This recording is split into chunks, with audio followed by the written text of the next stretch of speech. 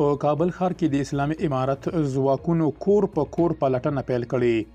د اسلامي امارت ځواکونه د څه او چا لټون پسې کور په کور ګرځي، څوک او څه یې نیولي، آیا له مقاومت سره مخ شوي، د اسلامي امارت ځواکونه کوم کار ولې او څنګه اړ کړل چې د شپې په وروستۍ برخه کې د کابل پر ښاریانو خوب حرام کړي او ماشومان له ښوونځیو پاتې کړي.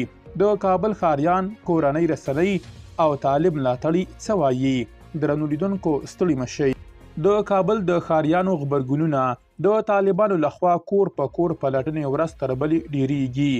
ټولو نیوز او RTA پښتو د دغو پلټنو په اړه راپورونه ورکړي، په کومو کې چې ویل شوي دي چې د وګړو له اندېښنو سره سره طالبانو خپلې پوځي ګزمې او پلټنې ډیرې کړي دي.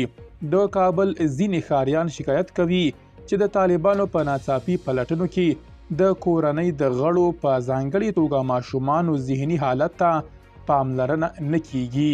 د طالب پالانو لخوا پر ټولنیزو رسنیو هم د دغو پلټنو د دوام ملاتړ شوی دی او دوی دا اړینه بولي چې د ترهګرۍ او ناسم امنیتي وضعیت مخه ونیول شي.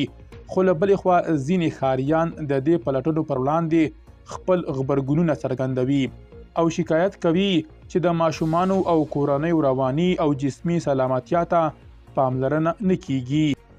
د کابل ښار په 4مه حوزه کې سهار وختي کور په کور پلټنه پیل شوې. په کابل کې د کور په کور د پلټنو په دوام سره نن سهار وختي 5 بجې د کابل ښار د 4مې ناحیې په لبجر سیمه کې هم طالبانو ناڅاپي پلټنه پیل کړې ده. د زاویې رسنۍ یو لوستونکي له دغې سیمې څخه د ځینو انځورونو په لیږلو سره ویلي سهار وختي تر لمانځه مخکې طالبانو په داسې مهال کې کور ته د راتلو غږ وکړ چې ټول ماشومان ویده ول. طالبانو د پلټنې پر مهال د کور ټول اوزار ګډ وډ کړل او ماشومان دومره وویریدل چې نن له ویرې له ښوونځي څخه هم غیر حاضر شول.